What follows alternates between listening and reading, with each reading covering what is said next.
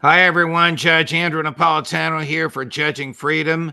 Today is Monday, February 26, 2024. Larry Johnson joins us from Moscow State University in Moscow in Russia. Larry, it's been a long day for you, but thank you very much for taking the time to join us. Much appreciated. What is the general attitude in Moscow amongst students, professors, the general public about the war in Ukraine and about President Putin? Putin enjoys a lot of support. This conference I'm attending, it's called the International Russophile Movement. There are representatives from over 110 countries, a lot of significant, foreign ministers, that kind of thing. And they recognize that Russia is in an existential struggle.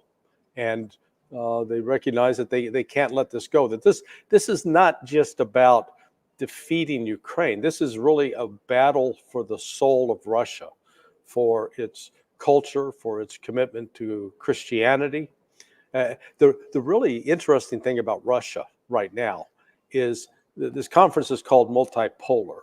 And here is Russia, who is now a confirmed Christian country. The Eastern Orthodox is the religion of Russia. However, Russia has demonstrated it's worked through a major civil war, an Islamic civil war back from 1999 to 2009. And so Russia is actually a living example of how you can have be a Christian nation, but live in peace with Islam, with Judaism, with Hindus, with Buddhists. They really cover the spectrum in terms of cultural and ethnic identities, and they are all part of one nation. That's what's fascinating about it. So this war in Ukraine is simply seen as an extension of they're battling against the West, and I've heard repeatedly the concept that the West is satanic, that it's indulgence with the different just bizarre lifestyles that have taken front page. They don't want any part of it. Have you heard the concept that you and our colleagues on Judging Freedom and I have talked about, which is that the United States, well, the West in general, the United States in particular, wants to use Ukraine as a battering ram. I realize that's a uniquely American phrase. There must be some Russian equivalent to it, to drive President Putin from office. No, there is clear recognition that Ukraine is being used as a proxy. And that's what's, the Russian military has not, when you compare what the Israelis are doing to the Palestinians in Gaza, just wanton destruction, killing women, children without any regard. You're not seeing that by the Russians in the attacks against Ukrainian military forces. They're working very strenuously to avoid those kinds of civilian casualties. The reason is because they still view the Ukrainians as Russian. In fact, one of the ironies is if you listen to Tony Blinken will talk about his great-grandfather having to flee. He said he had to flee Russia because of the pogroms, because of the persecutions of the Jews. And then you ask Blinken, well, where did your great-grandfather live? Oh, Kiev. Oh, you said he fled Russia? So it's just a reminder that Ukraine is an artificial creation. You don't find it on a map prior to 1904. And so the souls that shed the soul that is shared between Russian and Ukrainians it's real, it's genuine. You are a former analyst for the CIA. You have an extraordinary knowledge of how it works, and of course, tremendous over-the-top courage to reveal those workings, not national security secrets, but what the government is doing to the public. And I know, because we talked about this before we went on air, that you had a chance to see this 10,000-word puff piece in the New York Times, supposedly generated by 200 interviews, making the CIA look like the saviors of Ukraine. So first of all, why would the CIA cooperate in something like this when Ukraine is about to fail? And second, if this is true, that the CIA rescued, financed, manages, and controls Ukrainian intelligence, isn't the CIA engaging in acts of war against Russia? Take it from Well, there. we'll start with the last question. Yes, CIA is engaged and has facilitated. They're an accessory. If this was a murder trial and you're back on the bench, the CIA would be guilty as an accessory to murder. What's fascinating about that article, it's filled with lies. I mean, blatant lies. As an example, they talk about that, they got intelligence from the Ukrainians who identified a Russian that told them about Fancy Bear, this computer code that was used to intercept messages from the DNC as part of the 2016 Russian interference in the election. Judge, that's garbage. That's a lie. There is absolutely no evidence of that whatsoever. That computer trick that they're talking about, Fancy Bear, that was created by the CIA. That came out of what's known as Vault 7. You just had a CIA contractor recently convicted for revealing that to WikiLeaks, and he's going to prison. But that's one example. They also saw about they worked with the Ukrainians and identified the Russians shot down this Malaysian airliner. No, they didn't. Right. That was a Ukrainian operation that brought that airliner down. So what you've got is throughout this piece is they're constructing this narrative both to reinforce the lie about Russian interference in 2016. There was no Russian interference in 2016 that affected the outcome of the election. That's number one. Number two, this article is designed to show the CIA of, boy, we knew the Ukrainians were doing some bad things. We tried to stop them, but they wouldn't listen to us. But at the same time, we're giving them everything that they need in order to go out and target Russians. I mean, they're trying to have it both ways. I think this piece is a signal that the United States is getting ready to hit the ejection button, that there are no more happy days are here again in Kiev, that Kiev's days are numbered with respect to these intelligence operations and the support of the CIA. All right, Larry, because we know each other's brains pretty well, you anticipated my next question. Could this, let's say that the sources for this are CIA operatives, could something of this magnitude have been done in cooperation with the New York Times? Not the Washington Post, the CIA's favorite mouthpiece, but the New York Times, their bitter competitor. Yeah, without the compliance and approval of CIA management. Yeah, absolutely, because some of the information that's revealed in there is of such a nature, if true, in terms of the location of joint CIA-Ukrainian bases. I mean, you're literally giving the Russians a roadmap for things to attack. And so right away, that should have launched a CIA internal investigation of who's talking to the New York Times reporter, who's leaking this. Well, this was an approved leak. That's how, otherwise that information wouldn't get out there. But it's also designed to deceive. This, if anybody approaches that thing, oh boy, we're going to really get the truth about what's going on. No. You can find a lie on about every page, a lie or misrepresentation.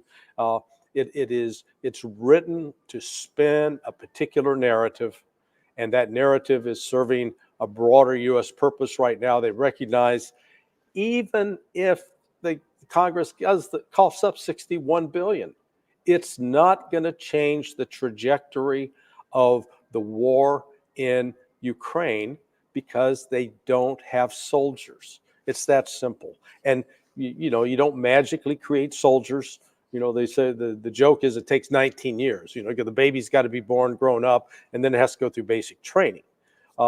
Even if they're able to scrape some people off the street now, it's still you're looking at easy, if they're going to be properly trained, easily 9 months away.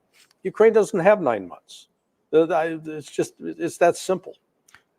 Over the weekend, or I guess right before the weekend, President Zelensky's office released a statement saying that 31,000 Ukrainian troops have been killed. Now that is off by a magnitude of about 12 or 15. I mean, we know from a variety of sources that you consult and that I consult that it's about 500,000 killed or so seriously wounded they can't get back to the battlefield. Over the weekend, President Zelensky slipped. We'll play this clip for you in just a second, Larry, in an interview with CNN, saying millions have been killed. Now, maybe his English is not perfect. He then corrected himself and said millions will be killed. This is a crazy statement that he makes, but I'm anxious for your comments on it. Chris, cut number one. Senator JD Vance, who was in Munich at the security conference but didn't meet with you, he said that even if you got the $60 billion in aid, it is not going to fundamentally change the reality on the battlefield. What's your response to that? I'm not sure that he understands what's going on here. And we don't need any rhetoric from people who are not deeply in the war. So to understand it is to come to the front line to see what's going on, to speak with the people, then to go to civilians to understand what will be with them, and then what will be with them without this support, and he will understand that millions of people will be killed. So he doesn't understand it. Because he doesn't understand it. Of course, God bless, you don't have the war on your territory. Does he know that he's on his last leg? Him personally, his government, and his military? He should, unless he's in a cocaine-induced haze. The reality is, when he said 31,000 were killed, maybe he was just referring to those that died in the Battle of Avdiivka over the last month or so. That might be an accurate number for the last month. Right. As sad as that is, you're probably right. Yeah. But when you look at the images on social media of the cemeteries that are being expanded, added onto, with row upon row of flag after flag after flag, and then that coupled with the fact that the average age of the soldier fighting for Ukraine is creeping up. It's now above 43, 44, which means you got 50-year-old guys out there, you got 60-year-old guys. Because when you're saying the average age is 43, that means, anybody understands basic math, you got like 50% above that number and 50% below that number. So it is that you can't fight this kind of brutal war because the weather's still cold here. How? And it's going to get muddy and wet and icy. And 60-year-old guys have no business slogging around in that. Believe me. You mentioned this earlier. I want to ask you about it again, and from it we'll segue into Gaza. How professional, how sophisticated has the Russian military been to concentrate its firepower on Ukrainian military assets? Right. Rather than on the Ukrainian people, as the Israelis are doing to the Palestinians? This is almost like a replay of World War II. There's a book out by David Glantz and Jonathan Hausman. It's called When Titans Clashed, and it was about the battle between the Soviets and the Nazis. And what happened in 1943 is that the Nazis started to suffer attrition, because they didn't have the same manpower base that the Soviets did. And so they were increasingly having to throw untrained troops into the front lines. And that's why from 43 to 44 and their ultimate defeat in May of 45, one of the contributing factors of that to the Germans at the time was that they couldn't replace their troops quick enough with adequately trained personnel. By contrast, the Russians were able to train their personnel, and they were able to do so having them east of the Ural Mountains. And so we're actually seeing that same phenomena again. Russia has ample manpower. They're under no pressure whatsoever to bring those troops to the front. They're able to get the full up basic training, and then the advanced individual training, AIT, and then training within units ranging from company size movement to brigade size movement to division size. So they're getting the whole panoply before they're thrown into the battle. The Ukrainians aren't. And so it ends up being a self-destructive cycle. So Russia has the decided advantage in terms of quality of troops that it's deploying. Plus, they're signing up 42,000 a month.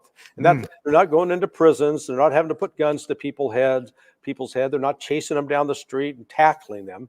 These are people who are willingly going into recruitment offices, signing up. So that means Russia, last year they signed up 500,000 new soldiers. And those soldiers are in the pipeline. They're being trained. Ukraine didn't even come close to that. Moving over to Gaza, we have Ramadan coming up. The Arabs, of course, want access to Al-Aqsa Mosque, as they have for thousands of years. The right-wing fanatics in President and Prime Minister Netanyahu's government say it's not going to happen. What's going to happen? Well, we've seen already that the Israelis have redeployed their brigades out of Gaza. So it looks like they're relying almost entirely on airstrikes. They're limiting their ground combat operations there. Have they succeeded in defeating or even degrading Hamas in Gaza? No. They can't even chalk it up. Hamas is still intact. What they have done is they've devastated the population, and they're starving. But what Israel's doing is getting ready to make, I think, a fatal error. They've shifted their forces to the north because Hezbollah, through shelling of along the border towns up along the Lebanon-Syria border, have basically cleared out the Jewish settlements. And the Israeli army is insisting they're going to carry out military operations to allow those people to come back in. They didn't learn the lesson in 2006. And what's happened in the intervening time, Israel invaded Lebanon in 2006, got really beat up and had to withdraw. They did not defeat Hezbollah then. Hezbollah today is a far more powerful, capable army. We're not talking a bunch of guys wearing slippers with rags on their heads, running around doing terrorist tactics. We're talking actual organization of military units, chain of command, and they've carried out exercises and worked a variety of scenarios. And they're not just limited to rifles and some artillery and anti-tank guns. They also have missiles that can reach deep inside of Israel. They've not used them up to this point. But once, if Israel is foolish enough to launch this as a military campaign against Hezbollah, I think you're going to see Israel facing its first serious defeat in its history. And that is going to be transformative when it comes to the negotiation process, because it'll panic the Israelis, and using nukes, that's not going to help them at this point, because they're so close with Hezbollah, they can't use nukes without damaging Israel as well. The slaughter continues in Gaza. The settlements are present in the West Bank. Over the weekend, Amos Hochstein, you know who that is, yes. The Israeli-born former IDF member, American citizen, now Joe Biden's chief negotiator, actually supervising a variety of negotiations, said the settlers need to move back to the West Bank. At the same time, the Secretary Blinken said, we're changing American policy. The settlements in the West Bank are illegal. Yeah. Does the government know? Can it talk out of both sides of its mouth at the same time? Does it know what it's doing? Yeah, absolutely. That's not a problem. That's showing skill in government, that there's no consistency.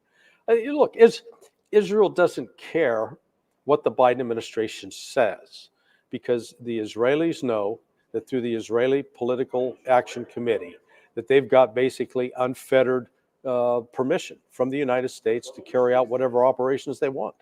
So these threats, these are really idle threats. It's not going to be until Joe Biden actually would step up and turn off the spigot, but he's not going to do that.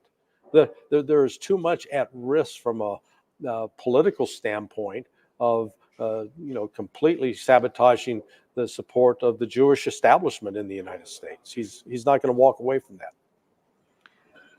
What do you think will happen this week in the Congress, where the government's about to go out of business on Friday? The House, because they don't have a new budget. The House is on vacation until Wednesday. The president is twisting Mike Johnson, the speaker's arm, to allow a vote to send 61 billion to Ukraine. Donald Trump is twisting Mike Johnson's other arm to saying, don't even allow the vote because it's a waste of money. And if I become president and any of it is unspent, I'm not going to spend it. Where do you think this ends? I realize we're going back to Ukraine, but where do you think this ends up? Well, I think ultimately they'll get the money only because when they appropriate that money, it's going to go to U.S. military industrial corporations. And then that money has a happy way of making its way back into the hands of politicians that are looking at re-election this year, both Republican and Democrat alike.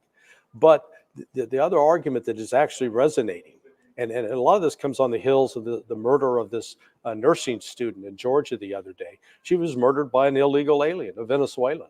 So more and more Americans, both Republican and Democrat alike, saying, why are we spending $61 billion on a border in Ukraine, and we're not spending that money to secure our own border and protect our own citizens? It's a great question.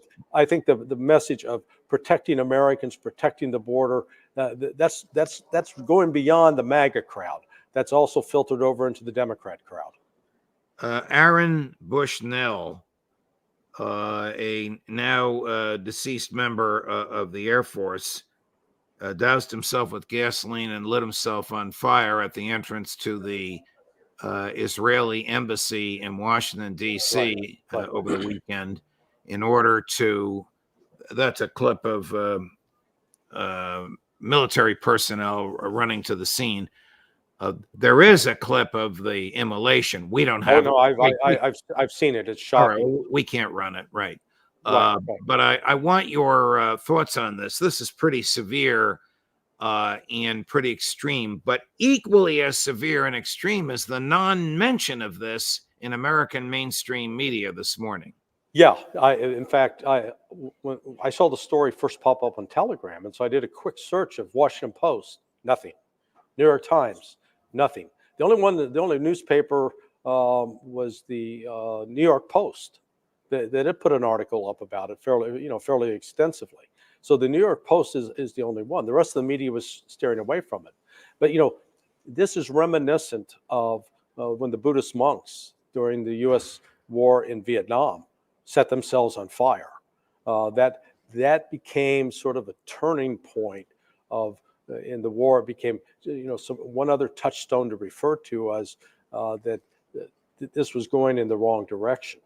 And now these images with the media can try to hold it down, but it's impossible. Social media is beyond the control of the legacy media, and so that story is going to get out there. I mean, it was going all over the group here in Russia.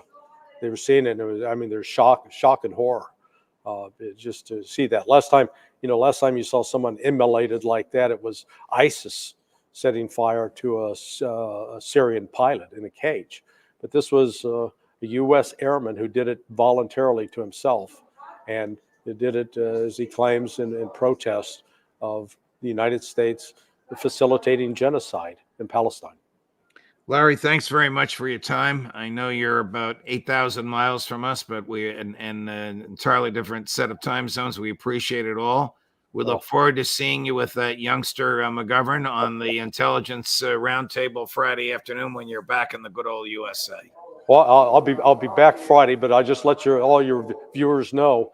Everywhere I've gone, people said, "Oh, I've seen you on Judge Knapp." They love Judge Knapp. Larry, you're a magnet. Thank you very much, my man. All the best. All righty. Bye-bye. Very nice. Very nice to hear. Chris, did we break that 300,000 number? No. Okay. So we're within a few. I want you to like and subscribe if you haven't done so already. We're within literally just a dozen or so of breaking the 300,000 threshold on our subscriptions. 2:00 this afternoon Eastern Time. Kyle Anzalone. 4:30 this afternoon Eastern Time. The one and only Scott Ritter, Judge Napolitano for Judging Freedom.